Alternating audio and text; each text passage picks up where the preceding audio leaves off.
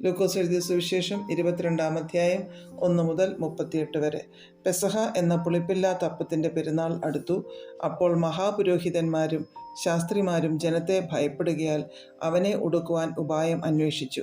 എന്നാൽ 12 കൂട്ടത്തിൽ ഉള്ള ഇസ്കര്യോത്ത യൂദയിൽ സാത്താൻ കടന്നു. അവൻ ചെന്ന് മഹാപുരോഹിതന്മാരോടും പടനായകന്മാരോടും അവനെ അവർക്ക് കാണിച്ചു കൊടുക്കുന്ന വഴിയെക്കുറിച്ച് സംസാരിച്ചു. അവർ സന്തോഷിച്ച് അവന് ദ്രവ്യം കൊടുക്കാം എന്ന് പറഞ്ഞൊത്തു. അവൻ വാക്കുകൊടുത്തു. പുരുഷാരമില്ലാത്ത സമയത്ത് അവനെ കാണിച്ചു കൊടുപ്പാൻ തക്കം അന്വേഷിച്ചു പോന്നു. പെസഹ കുഞ്ഞാടിനെ അറുക്കേണ്ടുന്ന പുളിപ്പില്ലാത്തപ്പത്തിൻ്റെ പെരുന്നാളായപ്പോൾ അവൻ പത്രോസിനെയും യോഹന്നാനെയും അയച്ചു. നിങ്ങൾ പോയി നമുക്ക് പെസഹ കഴിപ്പാൻ ഒരുക്കുവിൻ എന്ന് പറഞ്ഞു. ഞങ്ങൾ എവിടെ ഒരുക്കണം എന്ന് അവർ ചോദിച്ചതിന്, നിങ്ങൾ പട്ടണത്തിൽ എത്തുമ്പോൾ ഒരു കുടം വെള്ളം ചുമന്നുകൊണ്ട് ഒരു മനുഷ്യൻ നിങ്ങൾക്ക് എതിർപ്പെടും. അവൻ കടക്കുന്ന വീട്ടിലേക്ക് പിൻചെന്ന് വീട്ടുടയവനോട്, ഞാൻ എൻ്റെ ശിഷ്യന്മാരുമായി പെസഹ കഴിപ്പാനുള്ള ശാല എവിടെയെന്ന് ഗുരു നിന്നോട് ചോദിക്കുന്നു എന്ന പറവിൻ.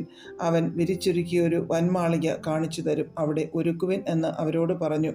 അവർ പോയി തങ്ങളോട് പറഞ്ഞതുപോലെ കണ്ടു പെസഹയൊരുക്കി.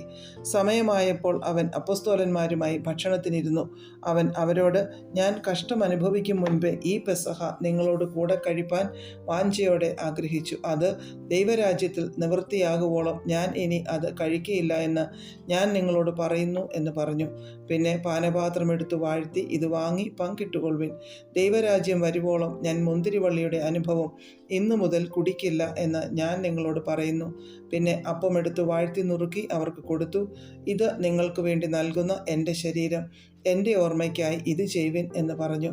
അവണ്ണം തന്നെ അത്താഴം കഴിഞ്ഞ ശേഷം അവൻ പാനപാത്രവും കൊടുത്തു. ഈ പാനപാത്രം നിങ്ങൾക്ക് വേണ്ടി ചൊരിയുന്ന എൻ്റെ രക്തത്തിലെ പുതിയ നിയമമാകുന്നു. എന്നാൽ എന്നെ കാണിച്ചു കൊടുക്കുന്നവൻ്റെ കൈ എൻ്റെ അരികെ മേശപ്പുറത്തുണ്ട്. നിർണയിച്ചിരിക്കുന്നത് പോലെ മനുഷ്യപുത്രൻ പോകുന്നു, സത്യം. എങ്കിലും അവനെ കാണിച്ചു കൊടുക്കുന്ന മനുഷ്യന് അയ്യോ കഷ്ടം എന്ന് പറഞ്ഞു. ഇത് ചെയ്യുവാൻ പോകുന്നവൻ തങ്ങളുടെ കൂട്ടത്തിൽ ആർ ആയിരിക്കും എന്ന് അവർ തമ്മിൽ തമ്മിൽ ചോദിച്ചു തുടങ്ങി. തങ്ങളുടെ കൂട്ടത്തിൽ ആരെ ആകുന്നു വലിയവനായി എണ്ണേണ്ടത് എന്നതിനെ ചൊല്ലി ഒരു തർക്കവും അവരുടെ ഇടയിൽ ഉണ്ടായി. അവനോ അവരോട് പറഞ്ഞത്, ജാതികളുടെ രാജാക്കന്മാർ അവരിൽ കർത്തൃത്വം നടത്തുന്നു, അവരുടെ മേൽ അധികാരം നടത്തുന്നവരെ ഉപകാരികൾ എന്ന് പറയുന്നു. നിങ്ങളോ അങ്ങനെയല്ല. നിങ്ങളിൽ വലിയവൻ ഇളയവനെ പോലെയും നായകൻ ശുശ്രൂഷിക്കുന്നവനെ പോലെയും ആകട്ടെ. ആരാകുന്നു വലിയവൻ? ഭക്ഷണത്തിനിരിക്കുന്നവനോ ശുശ്രൂഷിക്കുന്നവനോ? ഭക്ഷണത്തിനിരിക്കുന്നവനല്ലയോ? ഞാനോ നിങ്ങളുടെ ഇടയിൽ ശുശ്രൂഷിക്കുന്നവനെ പോലെ ആകുന്നു. നിങ്ങളാകുന്നു എൻ്റെ പരീക്ഷകളിൽ എന്നോട് കൂടെ നിലനിന്നവർ. എൻ്റെ പിതാവ് എനിക്ക് രാജ്യം നിയമിച്ചു തന്നതുപോലെ ഞാൻ നിങ്ങൾക്കും നിയമിച്ചു തരുന്നു.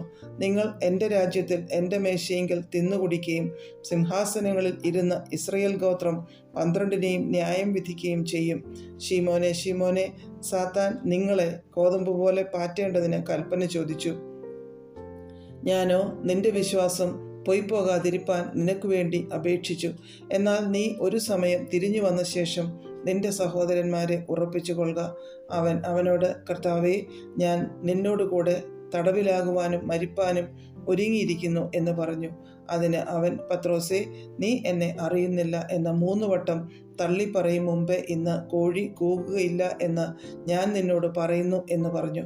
പിന്നെ അവൻ അവരോട്, ഞാൻ നിങ്ങളെ മടിശീലയും പൊക്കണവും ചെരുപ്പും കൂടാതെ അയച്ചപ്പോൾ വല്ല കുറവുമുണ്ടായോ എന്ന് ചോദിച്ചതിന്, ഒരു കുറവും ഉണ്ടായില്ല എന്ന് അവർ പറഞ്ഞു. അവൻ അവരോട്, എന്നാൽ ഇപ്പോൾ മടിശീലയുള്ളവൻ അതെടുക്കട്ടെ. അവണ്ണം തന്നെ പൊക്കണമുള്ളവനും ഇല്ലാത്തവനോ തൻ്റെ വസ്ത്രം വിറ്റ് വാൾ കൊള്ളട്ടെ. അവനെ അധർമ്മികളുടെ കൂട്ടത്തിൽ എണ്ണി എന്ന് എഴുതിയിരിക്കുന്നതിന് ഇനി എന്നിൽ നിവൃത്തി വരേണം എന്ന് ഞാൻ നിങ്ങളോട് പറയുന്നു. എന്നെക്കുറിച്ച് എഴുതിയിരിക്കുന്നതിന് നിവൃത്തി വരുന്നു എന്ന് പറഞ്ഞു. കർത്താവേ, ഇവിടെ 2 വാൾ ഉണ്ട് എന്ന് അവർ പറഞ്ഞതിന്, മതി എന്ന് അവൻ അവരോട് പറഞ്ഞു.